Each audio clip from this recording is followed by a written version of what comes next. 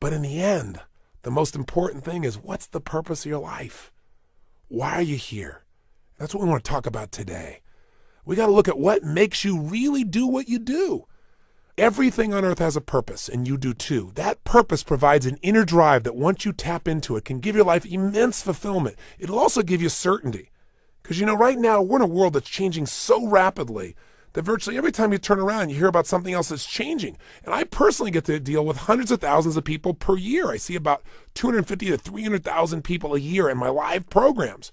And I hear so much excitement, and I also hear so much fear about the pace of change. I mean, we've all talked about changes happening so rapidly now and paradigm shifts. All that stuff has become so overused at this point that we've become numb to it.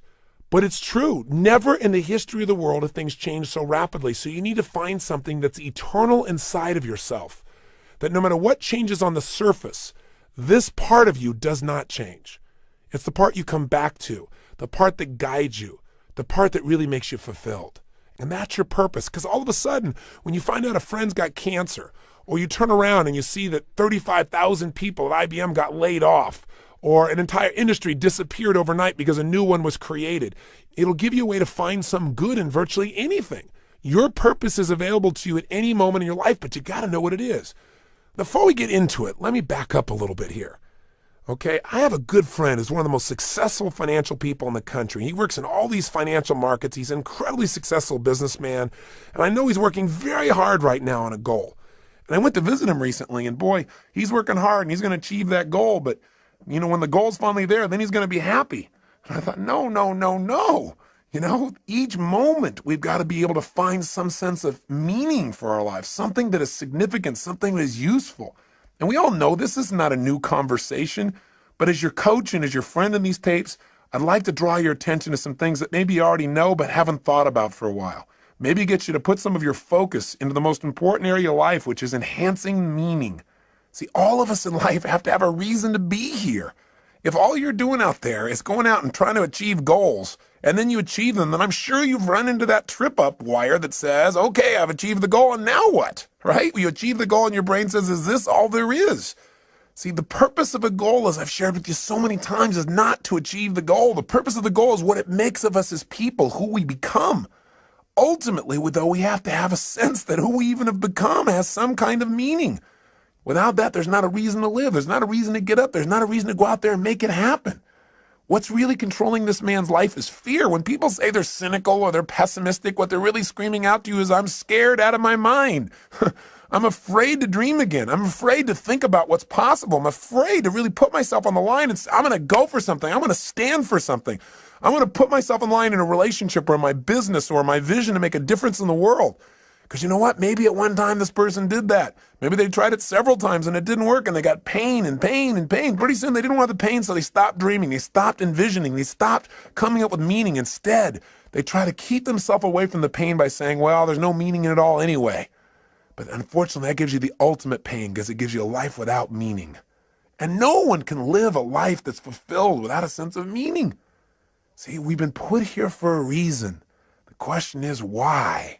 And the answer, I think, is different for every one of us. It's different for me than it is for you, and yet it's the same. Every one of us has been put here. Every one of us is unique and different and special. And I believe our Creator, if I may use the word God, if I may, God has put you here for a reason. The question is, what is it? God does not create things without a purpose. Everything on earth serves a purpose. Why are you here? What are you here to do? What are you here to become, to create, and to give? These are some of the most significant questions that you can answer in your life. And even when you answer them, I'm sure that as your life expands, you'll come up with better answers as you get more experience and you get closer in touch with your own innermost being and maybe closer in touch with your Creator as well. You say, Tony, where are you going with this? I'm really going to the essence of giving your life what you deserve, which is knowing that there are no mistakes, knowing that every little thing you do has a consequence. It can be a positive consequences if you choose it. The most powerful thing that has consequence in your life, though, is the thing we talk about so often, but I got to say it again, and that is what's really ultimately shaping our lives are our decisions. The first decision is a decision about what to focus on.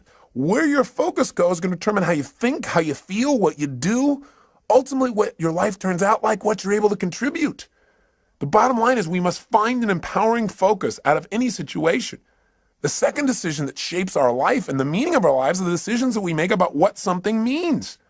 Meaning is ultimately something we determine.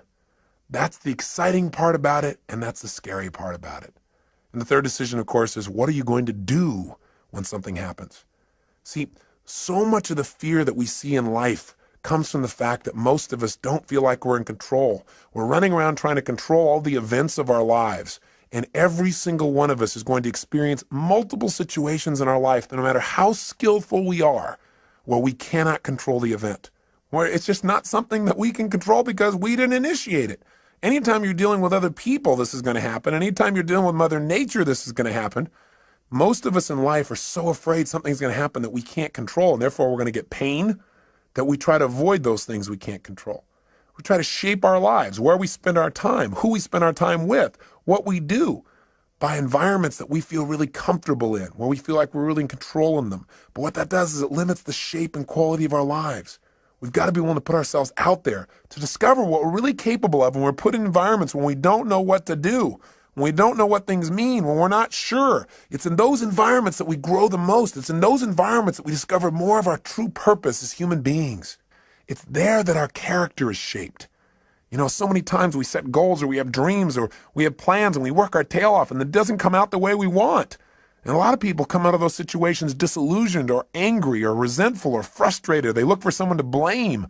But you know, sometimes I really truly believe that not getting your goal is part of the design. It's part of the game plan, causing you to dig inside and discover more of yourself, to really begin to use your real capacity as a human being, those traits that are within you that only expand when they're challenged, when demands are made upon them. You know, I truly believe that God is not so much interested in our convenience as he is in our character. You know, and I also believe that because something hasn't happened right away when you wanted it and designed it didn't work out, doesn't mean it's not going to happen. It's really a test of how committed are you. It's really a test designed to make you become more. God's delays are not God's denials, unless you give up, of course. If you don't do your part, then of course, whatever you've envisioned will never come to be.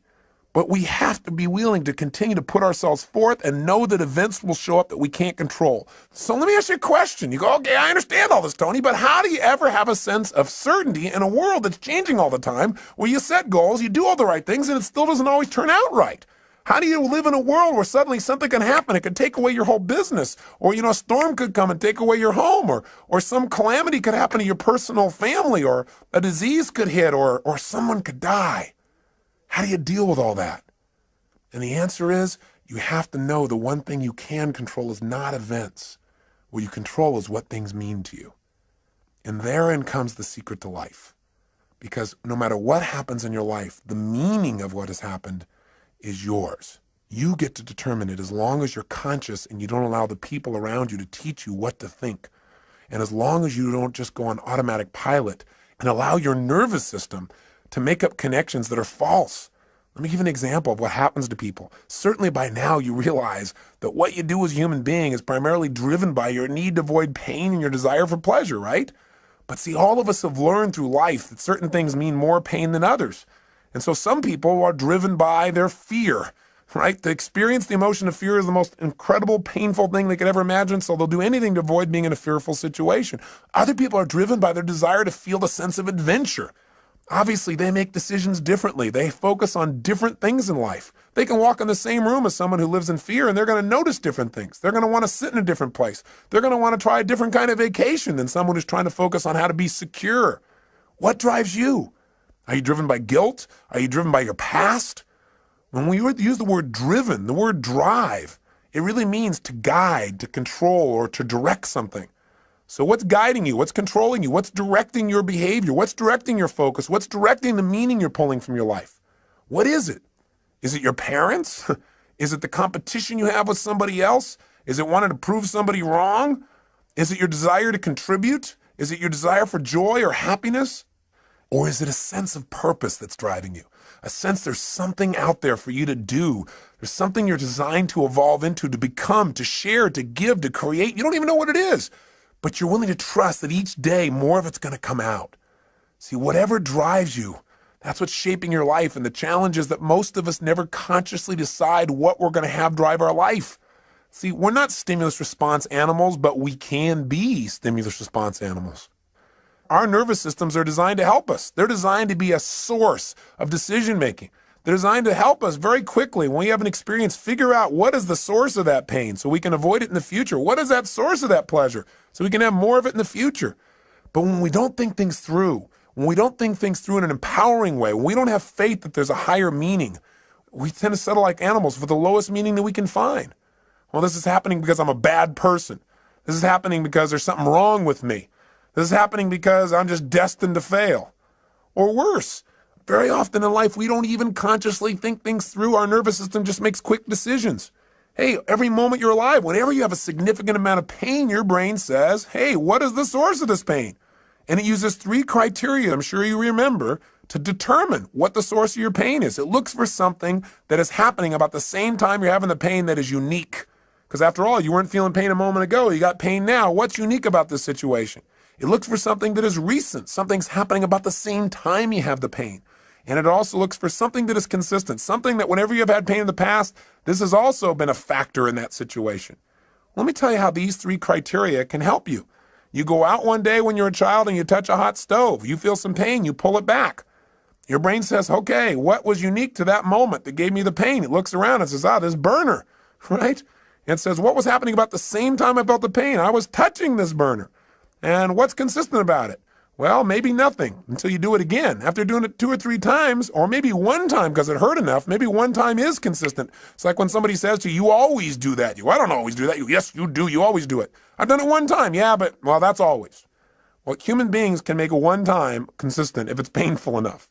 So the bottom line is, what do you learn? Your nervous system learns you don't grab burners. Right? You just don't do that. And so in the future, when you're trying to make a decision about what to focus on, what things mean and what to do, and you're going by a burner, one of the options is not to go grab that baby, just for fun. So as basic as this lesson is, we fail to realize that this simple system that assists us so much in making decisions because it helps us discover what is the source of our pain or our pleasure so we can avoid the pain, gain the pleasure in the future. This simple system can be misguided or misinterpret information. See, here's how it works. I'll give you an example. I was doing a date with Destiny only a couple weekends ago, and several people were having major challenges in their life. And one lady just couldn't get herself to really have any meaning in her life. And as I kept digging, the real problem that she had is she felt lonely because she felt disconnected because she wanted to have someone she could share her life with. But she couldn't get herself to do that. Why would you guess someone couldn't get themselves to be able to share their life? Not hard to figure out, is it? Pain. Person obviously, as I guessed, had a painful relationship in the past, which she had. It was so painful that she'd linked up in her head that marriage, because she'd had a previous one that was painful, equals death. Well, that'd kind of keep you away from getting into a closer relationship, right? How did her brain do that? Well, she said she was in this relationship. It was so great. But after they got married, this man became physically abusive, verbally abusive. He basically did everything he could to control every aspect of her life. And the worst thing of all, when she finally developed the courage to divorce this man, he threatened not only her life, but he also threatened their own son's life. And when that happened, she got linked up. Marriage equals death to not only me, but potential loss of the life of my child. That's even more than the loss of her own life for her. Well, it's not too hard to figure out that if your brain says, why am I feeling this ultimate pain? And it looks for something unique and says, well, because I'm married.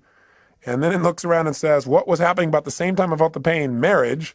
And you say, what was consistent during the pain? You go, marriage. Pretty soon you're going to avoid marriage, but it doesn't stop there. Her brain also linked up that the cause of her pain was something else too, men. Because after all, what was unique? I had this man around. I was married to a man, right? And then secondly, what else was going on? Well, about the same time I was feeling the pain, I was with this man. And sure enough, what was recent? This man. Right about the time I had the pain, he was there every time. So sure enough, all of a sudden she's avoiding all men. But it didn't stop there. She also linked up that the reason she felt this pain was because she trusted. So as a result, her brain linked up unconsciously, if you trust, then you will die. Now, I would say to you the opposite is true. If you don't trust, if you don't have faith, then you instantly die internally. You may not die physically, but you die emotionally. Because anything that's worth living in life requires faith. It requires trusting. It requires knowing that you can get out of the chair and walk on this floor And when you step out on the floor, you don't stop and have to analyze, can I do this? And you don't weigh everything and think about your weight and the structure of the floor and what's underneath it. You just trust. Otherwise, you'd be immobilized. You have to trust to drive a car. You have to have faith to enter a relationship. You have faith to start a business. You have to have faith when all of a sudden somebody at this company says these 35,000 people are gone. You have to have faith that if you're one of those 35,000, that there is a better plan for you and that you will now act on that faith and take action and find that better plan, that better solution for your life. You must have that. When you lose trust, you lose meaning. When you lose meaning, you lose your life. Again, maybe not physically, but certainly emotionally. And when you lose it emotionally, the physical loss of life often is not that far behind.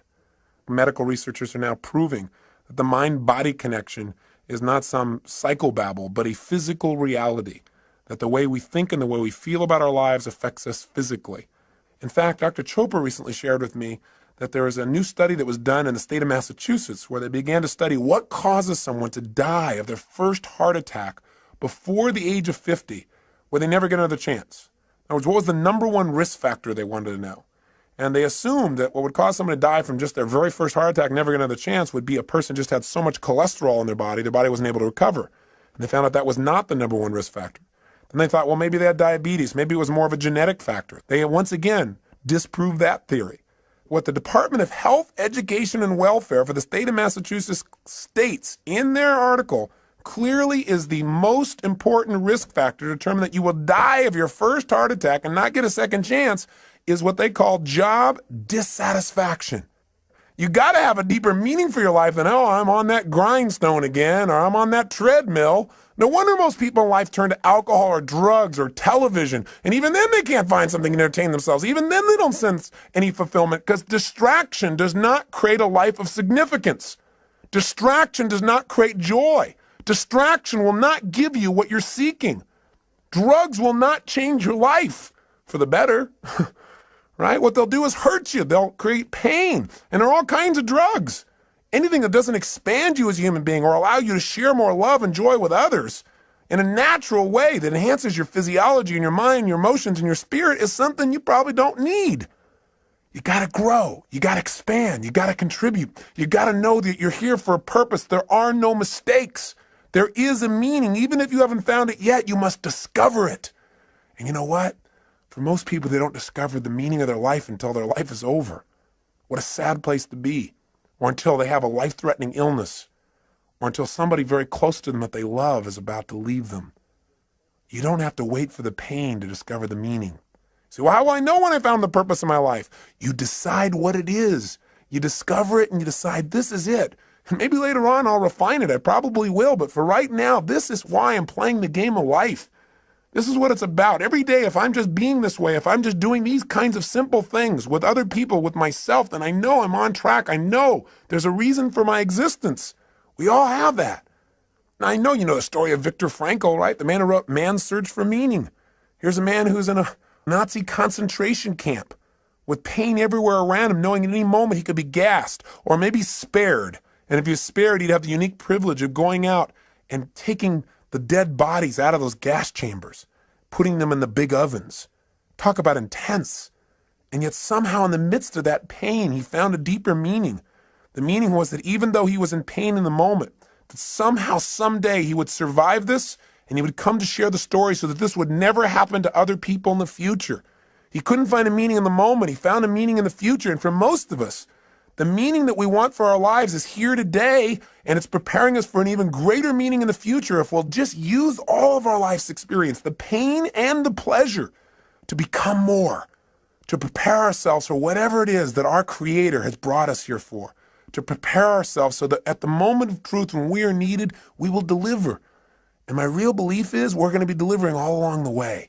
It isn't something that someday you're going to do. It's something you every day are doing. You know, my former spouse, Becky, just recently lost her father. And it's been a tough time for her because in a very short period of time here, she's lost both her mom and her dad. And that's an event you cannot control. And God knows we tried. You know, 3 years ago when they told us that her father had cancer, they told us that he would die within a period of anywhere from 3 to 6 months. And we just did not allow them to tell him that. For the obvious reasons, you know what I believe from all the people we've learned from everyone from Dr. Bernie Siegel to Norman Cousins to Dr. Deepak Chopra. We understand the mind-body connection. If someone decides that because they have some dis-ease in their body, what it means is they're going to die, then of course they will. And fortunately, he never found out that diagnosis. And what we did is we kept making sure he had a compelling future. He had a sense of meaning, a variety of things that he was needed for. And it was amazing how he physically responded. We had a trip scheduled for him to go to Fiji on, which he went on, and talked to him about how we needed his help with our resort there and helping some of the Fijians in the garden, because the garden for him created so much meaning in his life. It's about supporting, about nurturing, about helping life along a little bit. And so that he was excited about, and things we wanted him to do with his grandkids. And so we kept giving him compelling futures. And sure enough, 3 months went by, he was healthy. 6 months went by, he was healthy. A year went by. And through a variety of interventions, pretty soon he seemed to be better, until just recently when we started getting phone calls from his neighbors. He lived up in a place called Rand, Colorado, a little town with 14 people in it that he's been a major part of for years and years. And they started to call us to tell us that they didn't think he could take care of himself anymore. So we flew out and brought him back here. And in the first few days, he was in phenomenal shape. It was like he was completely restored, being around the grandkids and being in the environment. He was all excited to share about things that happened in his little town of Rand that he helped to create there, all about the calves that he helped to deliver, and about the planting season and how they're helping people through the winter and some of the stories they've been telling. And he was just totally alive. And then we took him to doctors for a series of tests. They said they wanted to keep him overnight. The next day we called and I spoke to his main doctor, and he said, it looks like he just has a form of meningitis. So he said, that'll be really easily treatable and he should be okay. And he said, don't worry. He said, we're just going to do a series more tests because he's a bit dehydrated. He lives at an altitude of about 11,500 feet and he's not drinking enough water. And he said, so, we're going to run a couple more tests, he said, next day. He said, but I think he'll be fine. He said, I have to go out of town. He said, my, partner doctor will be working with him. So he said, I've passed on all the information. You can check in with him tomorrow. Well, the next day, Becky went to go see her dad, and I was out doing a seminar. And I got a phone call, and the phone call was that they'd done additional tests and that they'd found out that the cancer had spread throughout his spine and into his brain. And while it wasn't treatable before, when they told us 3 years ago, it's certainly not treatable now, and that they thought he would die within weeks. The worst part was, though, that they also told this to him before they told it to Becky. So he had no one there to support him through the process or to give him other options. When I found this out, I became so angry with the doctors because I focused on how he'd violated what we asked him to do and how the other doctors should have told his partner doctor not to tell him yet, to allow us to talk to him, to prepare him for the situation. That it was so harsh, it was so unfair, and the meaning of it was that it was going to really harm him, that all of a sudden he would give up hope. And what I wanted to do was lash out. And fortunately, I didn't lash out. Instead, I started to focus on what's happening to Cecil. What can I do? So went to go see him and talk to him, and it was unbelievable. He looked like he just aged 10 years in a day. Because what had happened is he had no future.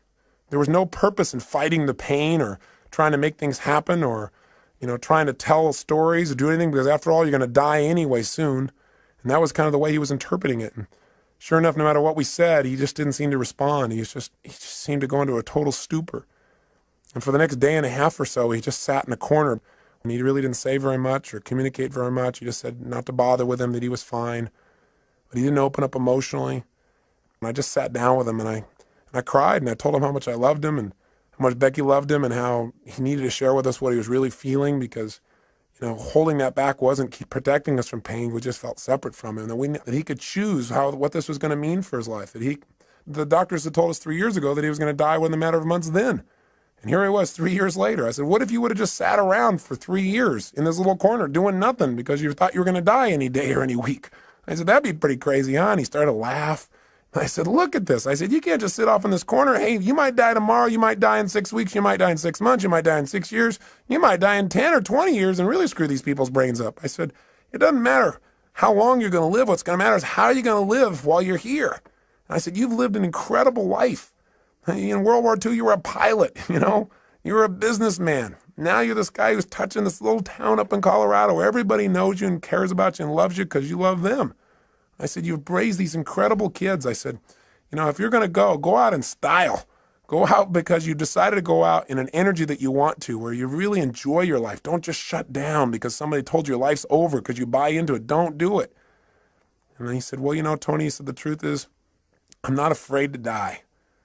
And he said, everything you said is true. He said, my life has been so rich. And he says, I feel like, I've lived my purpose now. I look around and I see my kids and I see what they're like as people, and I see what I've done, and I think maybe it's time for me to go now. And I said, listen, if you're deciding to do that because you really want to go, I said, then, I love you. I mean, he said, I'm sure I'm going to cry, and I'm not going to try and keep you here, and neither is Beck, because we love you. I said, but at the same time, don't leave because somebody tells you it's time to go. He said, well, I don't know. I said, well, when it's time to go, you'll know. I said, and you can go consciously. You can decide when it's time. You don't have to wait till the pain is so intense you can't stand it. But at the same time, don't go any quicker than your meaning is done. And I think right now you're teaching your family a lot of new lessons. He said, yeah, that's probably true. And I said, so what do you want to do? How do you want to do things? I said, let's get your fanny out of here. Let's get about. And we had this great conversation, talked about all kinds of things. I won't bore you with the details, but I let him know that he never have to worry about his daughter, and that she had become the kind of person he could always be proud of. And it was amazing because the next 3, 4, 5 days, he came to life.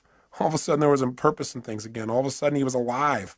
He'd go out by the pool and tell stories and so forth. And he went over to the polo grounds and did all kinds of just really great things. And then I went away for a seminar, and I came back 2 days later, and it was like he was gone. He could barely even talk. He's having a difficult time holding himself up. We had to have round-the-clock care for him. Pretty soon, he wasn't able to carry on a conversation. He would start talking gibberish and start seeing things that were invisible and point to them. And we could tell the end was coming.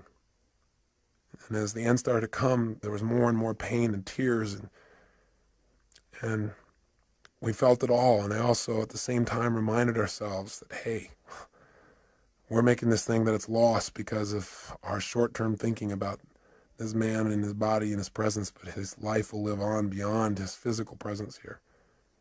And for him, what it probably means is freedom. Finally be free of the painful body he's been in for so many years.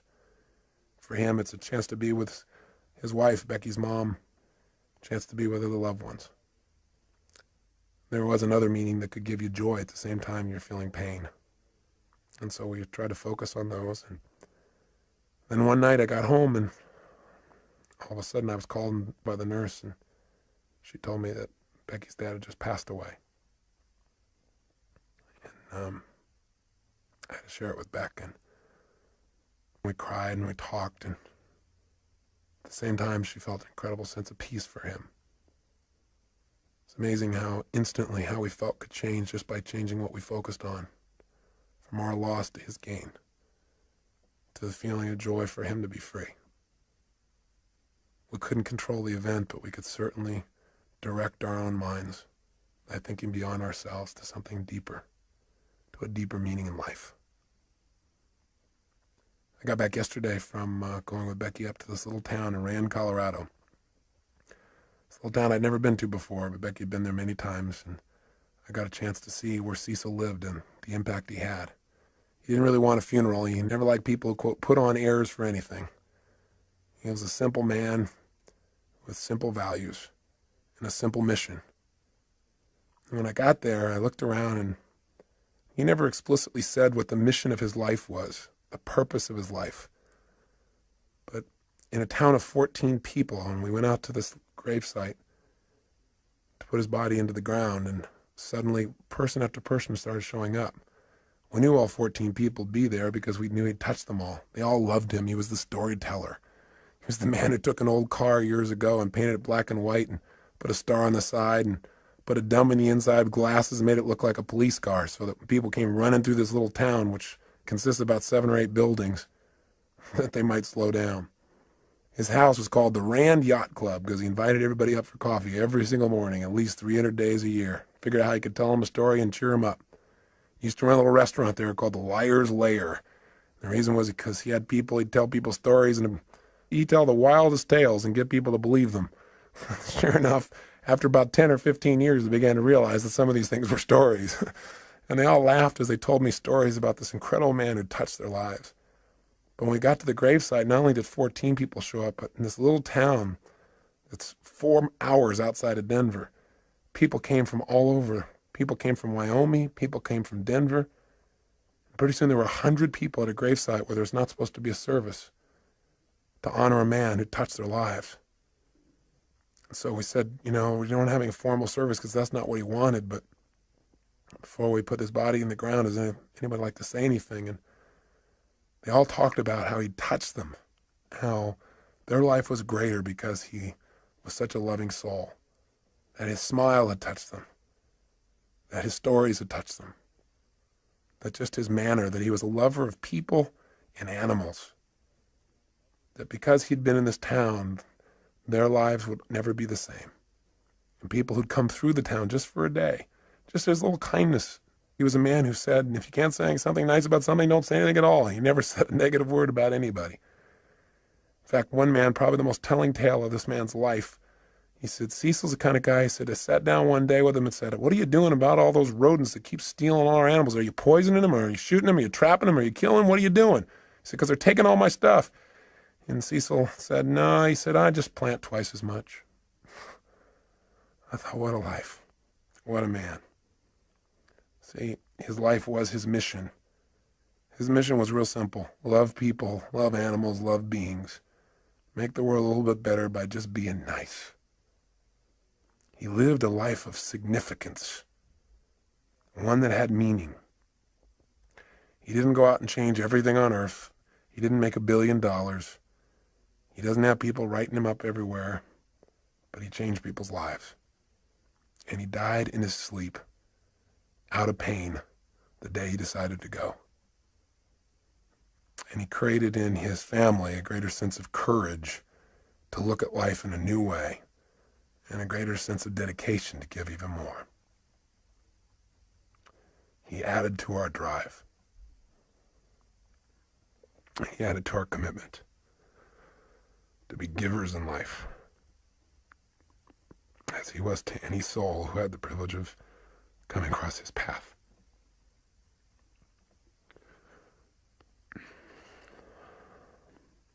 I hope it also makes you think about what's most important in your life. I remember an interview with Michael Landon in Life magazine when he knew he was going to go. And he said, quote, somebody should tell us right at the start of our lives that we're dying, that we might live life to the limit, every minute of every day. Do what I say. Whatever you want to do it now. There are only so many tomorrows. If you and I are going to live our lives fully, then maybe sometimes we can take the experiences of those around us and learn from them. We can learn that in all of our lives we're either warnings or examples. Cecil's life was an incredible example. He didn't think anything in life was insignificant. Not a rodent, not a flower, not an animal, not a stranger passing through. He lived by a philosophy that they also live in Fiji. By the way, Fiji was his favorite place. And the last things he told me was the happiest time of his life, the last few years were the trips he took to Fiji. I think it's because he felt like there everybody understood what he understood. The life is meant to be a happy, to be a joy, to appreciate the little things as well as the big things, to appreciate one another, to be givers, to be lovers of life. I say to you that if you're driven by anything other than your love, than your spirit, than your desire to contribute, your desire to grow and expand, if you're driven by your need to please others, if you're driven by your fear, if you're driven by your past, maybe it's time to free yourself. And the way to do it is decide. Decide consciously what you want your life to be about. Decide consciously what's the purpose of your life. Something simple, something you can live every single day. I think that when I look at people's lives and I see the people who are having so much difficulty, I think the number one reason why people fail to experience joy in life, experience life as a win, is not because their life isn't a win, because the win can be just reaching out and touching somebody around you. The win can be just telling somebody that you love them. The win can be taking care of your body, God's temple. The win can be stopping and feeling grateful. The win can be anywhere. You don't have to land on the moon to have the win, and you can enjoy landing on the moon too. But how much better to enjoy the process? Because we're going to spend most of our life in process towards the achievement of goals. Now, I'm not saying don't go do things, and I'm not saying don't have grand schemes and dreams, and I'm not saying don't do those, because our lives are better because people have dreamed huge dreams and they've made them happen. But I'm saying don't do it at the expense of not appreciating what's true along the way. And What Cecil's reminded us of is all those little things that are so, so important. And we've always believed they're important. I feel like we've always lived that they're important, but I just want to redouble the effort. It's part of my commitment to him. So in his honor, I challenge you to do the same. I challenge you to hold yourself to a higher standard. I challenge you to realize that you're here for a purpose. There's something for you to do and be here for yourself and for others. You can't just do for others, not do for yourself, or you won't be here.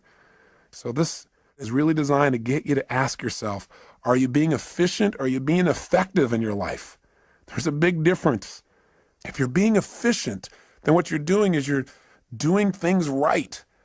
But if you're being effective, you're doing the right things. Are you doing the things that are going to give you the most joy in your life? Why are you doing what you're doing? And where is it taking you? You know, we all need to have what I call a code of conduct, a set of standards we hold ourselves to every day about how we're going to be as people, the kinds of states we're going to live in, because it's out of those states that we affect everyone around us. Just stop and think about what's most important. Think about why you're here.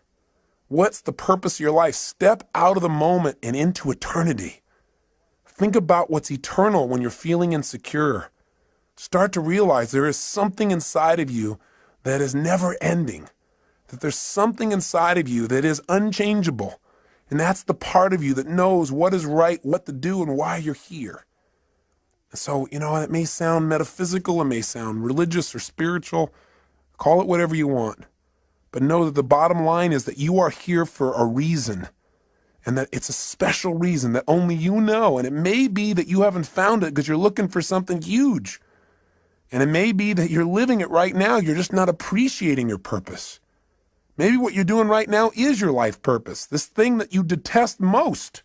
Or maybe what it is doing is giving you the challenge to really discover something within yourself that allow you to give and be more. Because life is about two things, being and doing. How are you going to be as a human being? I mean, ultimately, our destiny is who do we become as people and what do you do? What do you contribute? That's what it's about. That's what gives us a sense of fulfillment.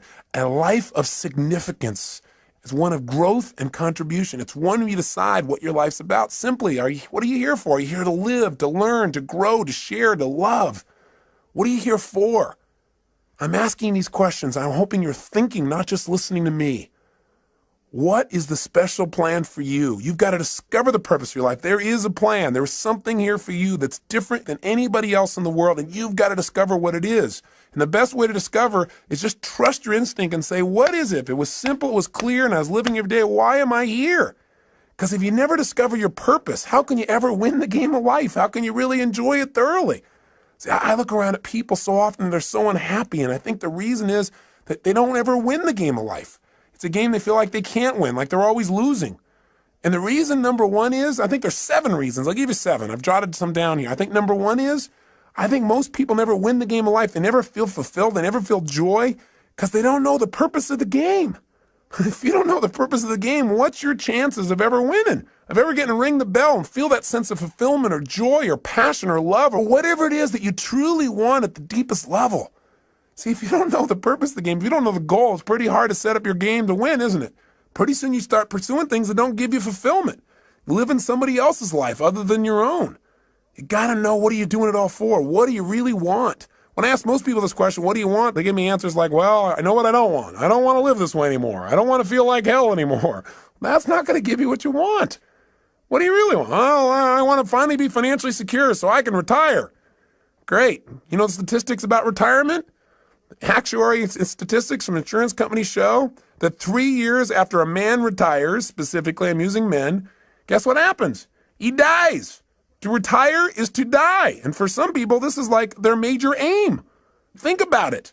Retirement is going to make you happy. You got to have a purpose. You got to know what it is. You got to decide what it is, at least for now, and know that that vision will continue to expand. Second reason why most people fail at the game called life, because even though they don't know the purpose of the game, they got tons of rules about how it must be played. Right? They don't even know the goal, and they got all these rules they got to live by. And not only do they have rules for themselves, but they have rules for everybody else around them. Rules for how their spouse should be. Rules about how their boss should be. Rules for how people they don't even know on the street should be. You know, it's so often in life we get upset with other people, and it's not about the other people, it's about our rules. They're doing something we know they shouldn't be doing, or they're not doing something we know they should be doing, right? We need to just relax a little bit. We need to realize that whatever people are doing, they got a reason. It may not be a very intelligent reason by our perspective, but who are we to say? And you know what? And maybe it isn't an intelligent reason by lots of people's ideas, but you know what? It is a reason. I mean, it all comes down to how do we wire ourselves as human beings. See, whenever you see somebody and think they're doing something crazy, have some compassion. Are there any stupid things you've ever done in your lifetime? Or crazy? I would hallucinate based on my own personal experience. The answer may be, you betcha. And the bottom line is, we got to understand that things are going on that we don't understand with people. I remember one time I was talking to Stephen Covey about times where we misinterpreted people's behavior, and he told me about this time when he got on a subway, and this man walked in and brought on a bunch of his kids, and they were just running rampant, screaming, yelling, making noise, creating havoc.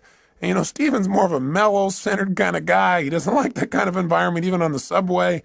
And the bottom line is, you know, he didn't want to say anything, but he found himself getting more and more irritated. And the man seemed to be just ignoring the kids, like it didn't even matter what they were doing. So he found himself finally to the point where he actually spoke up. So Stephen turned to him and said, you know, do you think you might want to do something about these children? And the man looked at him and said, oh, yeah, I guess I should, huh? He said, we just got back from the hospital. Their mother just died. He said, I just don't think they know how to deal with it. He said, quite honestly, neither do I. Stephen said he felt like absolute garbage. And he said it made him from then on realize whatever's going on, there may be something else going on as well. It made him have compassion. It gave him fewer rules for other people in his life. Not a bad idea. But we were talking about people that don't succeed in life, and why don't they succeed? One, they don't know the purpose of the game. Two, they got tons of rules even though they don't have the purpose. How'd you like to be in a game, and you're trying to win, and you don't know the goal, and you got a zillion rules you got to live by? That'd be pretty frustrating, wouldn't it? Well, add step 3 to it. Here's the third reason people fail to win the game of life, and that is because their rules are in conflict. We've got all these different special rules where we contradict ourselves, where in one situation you're supposed to be one way, in another situation you're supposed to be totally different in order to be effective. See, if you got a bunch of rules in conflict, which most of us do, you're going to have pain. You're going to have frustrations in your life. Here's the fourth reason why most people don't win the game of life. Because even when the person plays by the rules, they don't always win. In other words, you do everything right, you don't always get rewarded. You give your all. You put your heart and soul on the line. You do everything right, and still sometimes it rains on your parade. Sometimes, you know, a storm comes down and beats the death out of your crop. All of a sudden, you're in the Midwest, and the flood comes and destroys all you've worked on. You know, that kind of messes your brain a little bit. You start saying, hey, you know, why even try? There's no meaning in this. Everything I do is for naught. That's worthless. Not realizing there's a deeper meaning. There's a meaning beyond the moment. That what's happening in this life right now, this event you can't control, whether it's the loss of a father as Becky has gone through and a father-in-law as I have, or the loss of a business, or anything that seems to be a loss, is a gain if you ask yourself, how can I use this? What else can this mean? If I can't use it today, how will I use this someday? How can I turn this into opportunity? How can I make myself more? How can I use this pain to sculpt my soul? What can I do right now to move myself forward? These are the kinds of questions that will support you instead of woe is me, why this have to happen? You'll never get an answer to those. Those questions will leave you in an endless loop. Here's the fifth reason why most people fail in the game called life. Sometimes you break the rules and you win. Oh my gosh, you do something you know isn't right. You do something you know you shouldn't do, something that's against your own values, against your own way of doing things, and you get pleasure. And your brain goes, hey, maybe there's some new rules out here. Maybe I don't have to live by these rules. After all, when I worked my butt off and did everything right and held myself to this high standard, I got pain, I break the rule, and I got pleasure. Maybe this is how it's really wired. Maybe I ought to just take a look at life being this way. You know what it does? It takes you away from your higher purpose. It takes you away from what's most important in your life. And while you might get pleasure in the short term, you give up that sense of dignity within yourself that says you're doing the right thing. That's what causes more people to fail in life than I think almost anything else. Because the ultimate pleasure in life requires sometimes short-term pain to get to it. And that ultimate pleasure is who you become, what you contribute, and the experience of life that you have because of that growth and contribution. The sixth reason why most people fail the game called life is because in order to win this game, you got to work with 5.5 billion other people who all have the wrong rules. They don't know the purpose of the game either, and they are real clear that there are certain rules you must live by. We all have different rules because we've all learned different ways of getting out of pain and into pleasure in life. We got to learn from one another. And finally, the seventh reason why most people fail the game called life It's because they think it's a life and death game. And you say, well, it is a life and death game. Well, I'm the first person to agree that this is not a practice session. This is the real thing. That's why we got to live it full on. But if you think everything is life and death every moment, you put so much pressure on yourself that you truly will not live life. You'll live in fear. And that's no life at all. How do you live life and win the game? Well, in spite of all this stuff that sounds so terrible, there are people that seem to be winning, seem to be fulfilled, seem to be making a difference, seem to have a great deal of joy in their life. And they seem to have it consistently. And they're not doing it through drugs or alcohol or distraction. They're doing it through living a life of significance. How have they done it? They do what we do in our Date with Destiny seminar. We accomplished 7 things in that seminar. And I bring it up because I hope you'll take the time and actually come, where we'll get your purpose and your mission statement and your values all in the exact order you ideally need them to be, so you're being pulled in the direction you want instead of being pulled in multiple directions. But for right now, here's what we do. And this is what we're going to start doing on this tape. Is the first thing these people have who succeed or are fulfilled is they've decided what the purpose of the game is, at least for right now. Do you follow me on this? They said, okay, I don't know what the purpose is ultimately, but let me just decide. For right now, the purpose of my life is to what? It's to love and be loved. It's to grow. It's to expand. It's to make a difference. Do this. It's do that. They come up with a purpose, which is what I want you to do at the end of this tape. The start. I know it's not the end all and be all from one tape, but I want to get you started on a mission statement, a purpose statement for your life. You got to have that. If you don't at least have a target, if you don't know what the goal of the game is, you don't know what to decide to do. We have all these choices, all these opportunities. So you don't have to choose between something that's good and bad. You have to choose between something that's good and something that's great. But if you don't know what your purpose is, if you don't know what you value most in life, you can't make an easy decision. All decision making is value clarification. See, if you don't know where you're going, then you can get there by any road because you're not going to know the difference. You know, everything looks like a great opportunity. One of the biggest challenges in life is choosing, focusing your life, deciding what to spend your time on, what to spend your energy on. Having a clear purpose allows you to do that. The second thing you want to do to make your life work, and those who succeed do this, is they have fewer rules. The more rules you have about how people have to be and how life has to be for you to be happy, the less happy you're going to be. See, the happiest people are those people that say, every day above ground is a great day. The happiest people are people who find joy in a smile, joy in adventure, joy in a simple action. See, if you can find joy in that area, then all the big things are just a big bonus for you in your life. So when you find yourself starting to react to something that someone else has done, then you might want to ask yourself, how significant is this really, right? Is this so bad? Is it okay for this person to have a different opinion, a different view, a different feeling than me in this area? And in most cases, you might say, yeah, it is. What would you have to believe in order to be upset? That everybody has to live by your rules? Well, maybe in some areas that's real important. Maybe some other areas it's not as significant. You can just let go of it and have a lot less pain. The third thing that people who win the game of life seem to have in common is they've made their rules consistent. They found the conflicts in their life, and when they find them, they've been honest with themselves and say, this is a total contradiction of what I normally believe in other areas. No more. This is not how I'm going to live my life. Fourth thing these people do that make them succeed is they give themselves pleasure whenever they win, even when the world doesn't. This is really important. You got to realize that sometimes you'll do everything right and you won't get acknowledged. So what? Acknowledge yourself. You got to catch yourself doing little things right and give yourself the pleasure you deserve. After all, if somebody else tells you, hey, great job, and that makes you feel good, it's not them saying great job that makes you feel good. It's when they say great job, you stop and say, that means I get to feel good. And you send a little neurotransmitter that allows yourself to feel the pleasure feeling in your body. Why not just give it to yourself so that you keep yourself on track, so you're always reinforcing good behaviors, excellent behaviors, commitments to your highest values. Fifth thing these people have in common is when they screw up, when they don't do things right, when they violate their own values, when they violate their own sense of purpose in life, they give themselves a short burst of pain. They say, hey, this is not who I am. I stand for more. They don't wait for the world to have to give them pain. That's why they're on track. The sixth thing that these people that win have in common is that they know that everybody in life has different rules. And so when they get in a relationship with people where they know they've got to have other people in their life to help succeed in a particular area, they try to find out their rules. Because if you know what's most important to people, if you know what their rules for life are, what their musts are in life, it's a lot easier. And lastly, people who succeed in life, they've learned that life has a purpose, but they also at the same time don't take life too seriously. They don't take themselves too seriously. What's that old funny metaphor? Why do angels fly? Because they take themselves lightly, right? The bottom line is we've got to look at life in a different way. Now, with all this conversation we've had here about purpose, what are you and I going to do right now so that you have a greater sense of meaning? Well, one is I don't need you to just go out and create this grandiose purpose and write pages and pages and pages. I think that the simplest things can be the most powerful things. And so if you can now, close your eyes and think about what you want to be when you were going to grow up. Go back to a time when you're 5, 6, 7, 8, 9, 10 years old. What'd you want to be back then?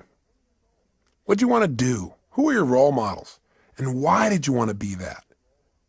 Think about it just for a second in your head as I'm saying this. You might want to write a few of these things down. In fact, pretty soon you're definitely going to want to write things down. So it might be good to stop the tape right here and just think about what your purpose is and pull out a piece of paper and a pen or a little computer and let's work together on this for a second. What were some of the things you wanted to be when you were growing up, when you were a little kid? I remember one of the first things I wanted to be was an archaeologist. Now, whatever you wanted to be, here's the question I want to ask you. Why did you want to be that? In other words, what was the feeling you were hoping to get from that? What were the sensations? What were you wanting to be and do? What were you wanting to get from that? And when I think back and I think about what I really want to be as an archaeologist is I wanted to discover things. I mean, that was the biggest thing. I wanted to discover things that had not been discovered before, something new, something unique, something different. And I wanted to share that with people. I wanted to be a person who went out and discovered and then shared that discovery with others. And you know what's interesting? I'm doing that today. I'm just not sticking my head in the sand and doing it. I'm doing it by sticking my head in other people's brains and finding out what makes them tick and find out what makes me tick and then sharing some of that. But that feeling, that same feeling that I wanted then, I found a way to do it today in a new way. And so I challenge you to think about what was it you really wanted from that. Then think of something else you wanted to be when you're growing up. I wanted to also be a police artist later on. Remember that? You know, those guys that draw those pictures, and show people and catch the bad guys. And why did I want to do that? What did I want to get from that? Oh, gosh. I thought about it. I said, well, I wanted to create. I wanted to be creative, and I wanted to help people. I wanted to help people do the right things. I wanted to get people out of their pain. I wanted to catch the bad guys. But most importantly, I wanted to create and help people. Well, guess what? I found a way to do that today, different than I originally thought, but the same purpose is there. Now, maybe it's not the same purpose for you for all the things you want to do. Maybe they have a common thread, or maybe they're different threads that are important. What else did you want to be when you're growing up, and why did you want it? What feelings did you hope it would give you? What did you hope would come from it? Think for a second. I'll give you another one of mine while you're thinking, try and trigger you. What else I wanted to do? Well, I wanted to definitely be a rock star. I wanted to be able to entertain people, to change their emotional states, to use my voice and my face and my body to give people more passion in their lives. And now I found another way to do that. Plus, I get to work with some of these people. The other day, I got a chance to go to the Aerosmith concert. I kind of grew up listening to those guys. And I found out that Steven Tyler and some of these guys are fans of mine as well.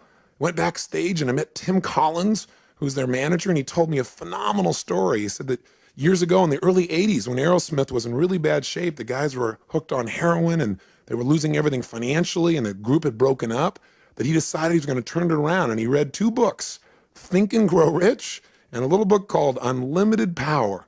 And he said that what he learned there gave him the inspiration and some of the tools and strategies to get himself off heroin and coke. And then he did a group intervention and helped the other guys do the same. And these guys are now on a mission. They're totally clean. And they're Evian water drinking guys that are out there sharing their rock and roll and their message, and they're doing it healthfully. I got a chance to meet Steven Tyler, who's just an incredible guy. I mean, these guys have been touring for 23 years, giving their all passionately every day. I feel like they're brothers. And it was really interesting because he said, I watch it on TV all the time. I feel like we're walking the same path, And he said, I listen to your tapes. And he said, we really have the same mission. He said, do you think you'd get together with us and do a gig for us? I said, what do you mean? He said, well, the guys on the weekend. Could you maybe do your gig for us so we could all participate on the weekend? I started laughing. I pinched myself. I said, oh, cool. Now I get to do a gig for Aerosmith. I'm not out there rock and rolling, but sort of I am. I'm working with the rock and rollers. So it's fun. So my point is, maybe you're not doing what you originally envisioned, but maybe you'll find a way to do it even better if you have some faith. Maybe if you keep developing yourself and at least the emotion you want, the contribution you want to create, you'll find a better way. Most importantly, before you can find the way, you got to know the essence of what it is you really want. What is that purpose? That's what I'm really asking you about. Now, with your eyes closed again, think about a situation in your life when you felt like you're really on a roll. You know the kind of situation I'm talking about, where you just felt incredibly good. You had great feelings, where things were just flowing and things were effortless. When you thought to yourself, wow, I love this. This is what life's about. I love this. Is it. This is it. This is what life is really about. Can you remember a time like that in your life at any age, young or old, where you really felt like you're in that flow? You thought, this is it. This is what life's about.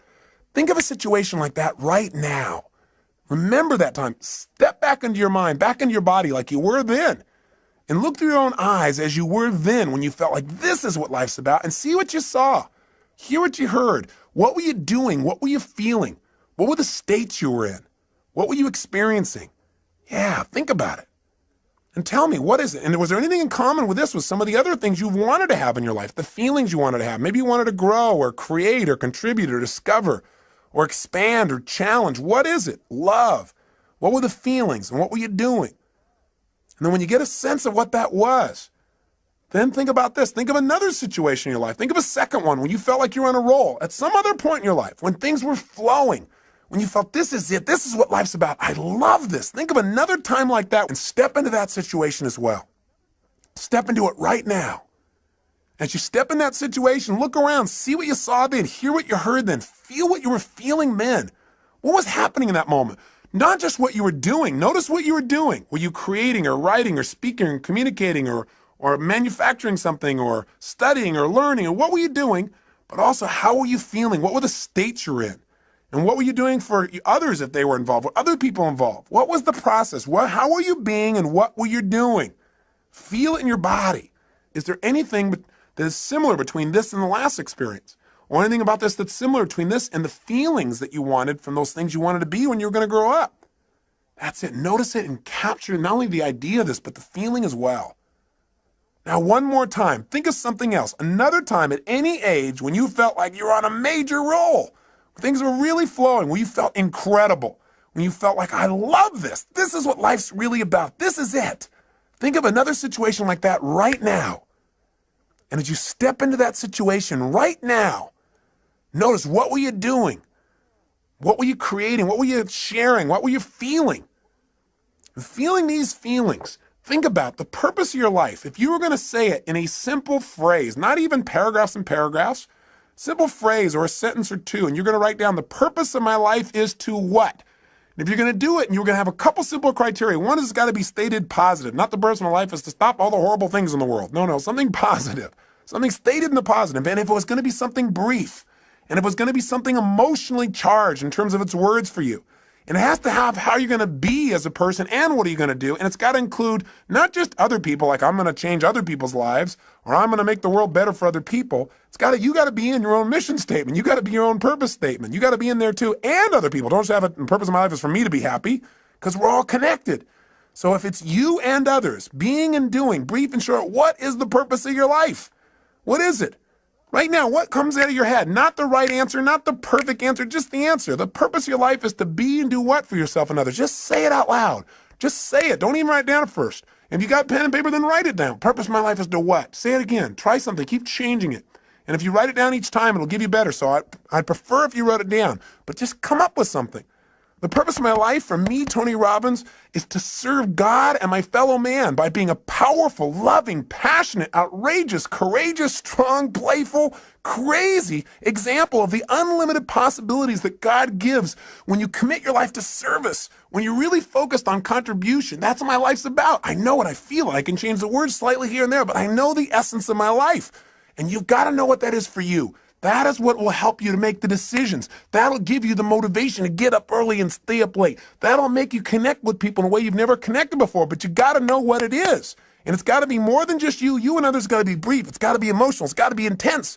So go do it right now. Turn off the tape and just start writing like crazy. What is the purpose of your life? And when you write something, write another thing. Cross it out and write another one. And keep writing it better and better until you got something you like, then to turn the tape back on. Go for it. Do it now. The purpose of your life is to what? You did turn the tape off, didn't you? You're not just sitting there thinking, come on, if you write it out, it'll be better with more precision. Turn it off.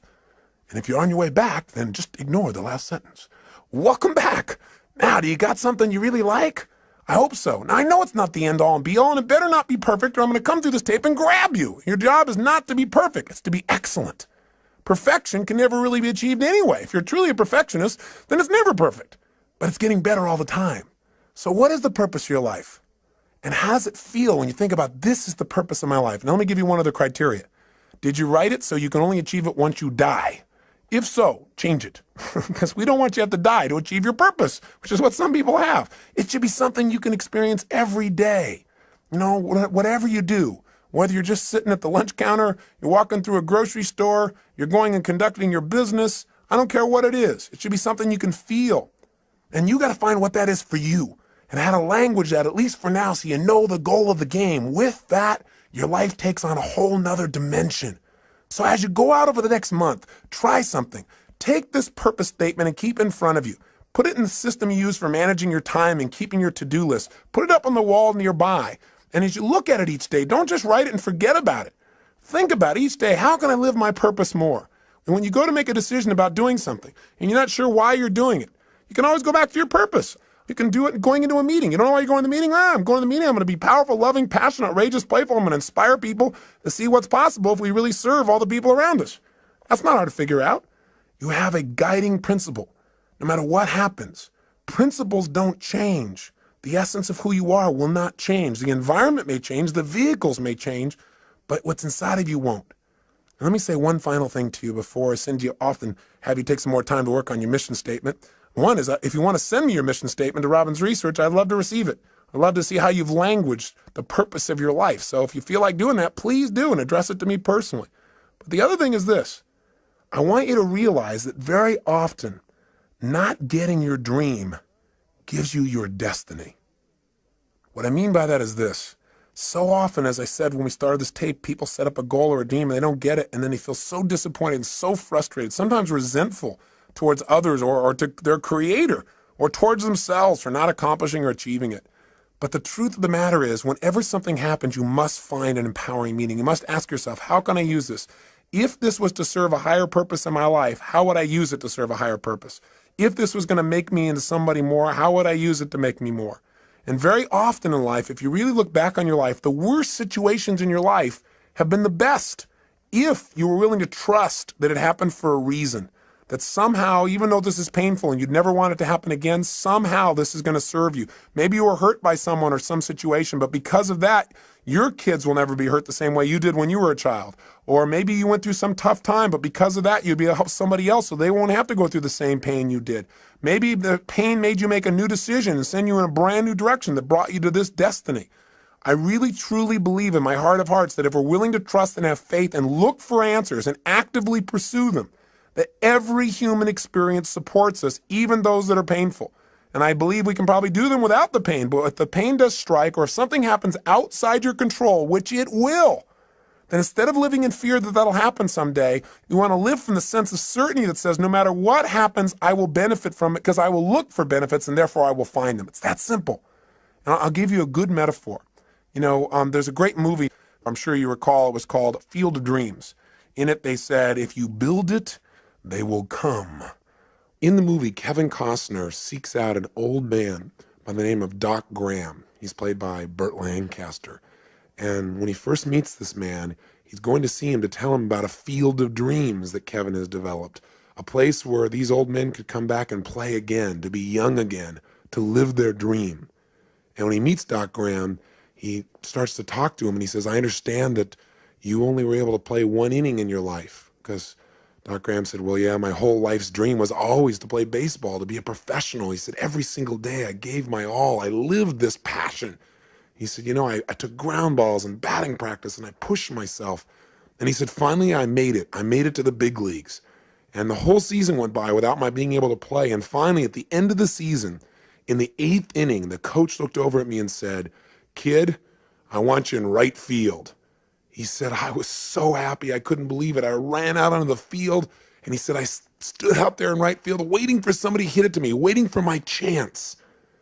And nothing happened. And when we came back in, he said, my turn to bat never came.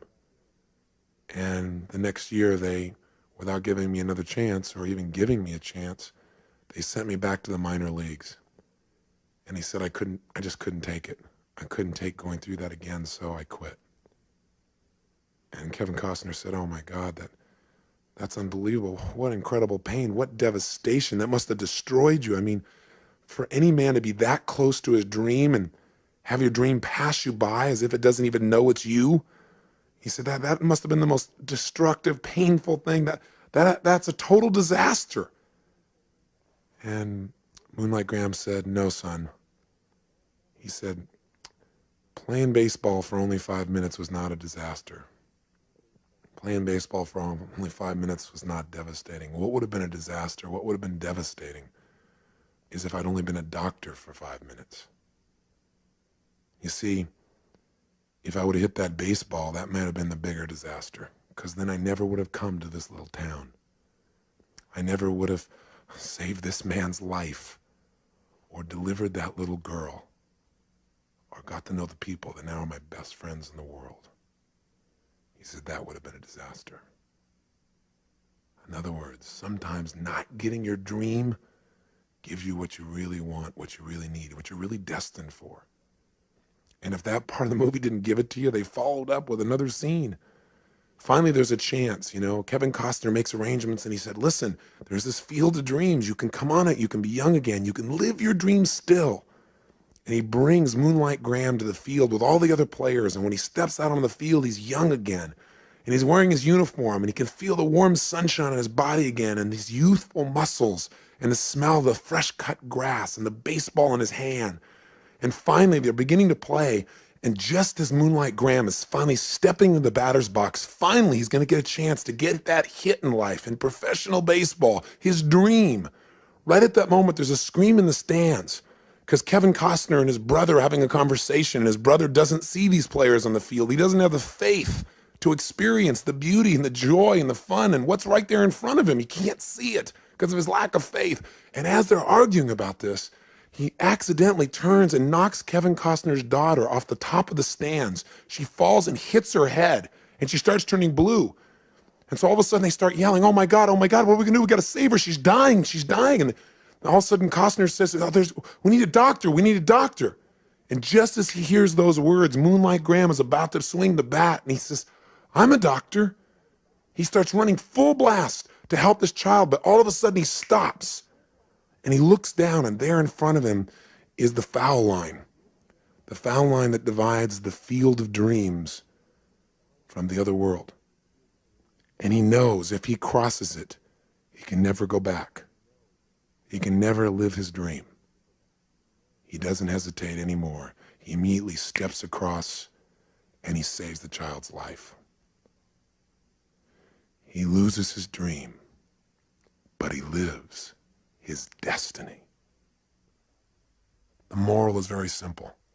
Inside each one of us, there are desires that we have for our personality, those things that we want to avoid pain and want to gain pleasure for. But there are also moral needs. There are those needs inside of us to go beyond ourselves to something greater, to something more, to give of ourselves in a way that maybe we've never given before, maybe a way that won't even be acknowledged, but will give us the greatest sense of fulfillment we've ever dreamed of in our lives. I say to you that if what you've tried so far hasn't worked, all it is preparing you for more. But don't wait for the ultimate day when you save a life. Start saving a life today by enjoying the one you have. Start saving a life today by touching the people around you. Do what Cecil did. Be a person that loves people, animals, beings. Be a person that when things don't go your well, plant twice as much. Be a person who gives more than anybody else gives, and you'll be living your purpose no matter how you language it. Hold yourself to a higher standard, and someday you'll see something more dramatic, but along the way, you'll enjoy the joy of knowing that you're living your life's purpose today. And isn't that what life's really about? Not waiting till someday, living it today. Hey, I want to thank you for spending this time with me. I am so grateful to God to have the opportunity to connect with you as if we've been friends for years, and we've not even met. But I hope in this time together that you've found some strategies, some tools, and maybe found a piece of yourself, reminded yourself of the truth of how unique and special you are. Not in an egotistical way, but everyone is. Everyone is unique and special in some way, and to think less of yourself is to slap the face of your Creator. You've been given gifts, and it's time to make them real. And Getting the Edge has been about sharing with you some of those tools, and the most important ones are taking that time for yourself. Please do that for yourself consistently. If you did nothing else out of this but that, I promise you, you'll see your future unfold, and you'll hear the whispers of destiny. You'll hear the guidance that's within you. But you got to take time to be alone and do that. And if you do it every day, you'll see a change. If you go through that results workshop and just change anything you're not willing to settle for anymore and be honest with yourself. If you take and make those relationships magnificent and not settle in this area either, my God, everything in life changes when you've got someone to share it with that you love. Everyone you've ever been in a relationship with is a bonus to you. It's one of God's great gifts. But if you can find that soulmate, you got everything. And I have to say that for me, finding my soulmate, finding my wife Sage, was the richest day of my life, and every day is richer because of it. I hope for you, my prayer for you, is you find someone like that you have that kind of love for, and they have that kind of love for you. Or if they're there, that you treasure them, and you find a way to make that juicier every single day. If you do that, and on top of it, you energize and alkalize and get that vitality in your body. If you master your finances, turn your emotions into your friend, and you find your purpose, then the life you create will be so much greater than your dreams. Your old dreams will seem like cartoons by comparison to the life you're living. And if you're able to make those kinds of changes, you'll be able to stand proud knowing you're the one that did it. But I'll also have a special pride of knowing that maybe I helped in some little way to guide you deeper into connecting with yourself. Because the ultimate edge is connection with yourself, with your creator, with your friends, with your family, with life itself. And if you do that, then these 7 sessions were certainly well worth both our time. So I wish you well, my friend, and for now I say so long. But I hope I'll see you sometime soon, and you'll share with me the story of your success and what you've done. Please email me, write me, or come see me in a seminar. I'd love to meet you personally. But until then, make sure that every day is lived to the fullest. Don't settle for less than you can be. Be one of the few who do versus the many who talk. And be sure to live with passion.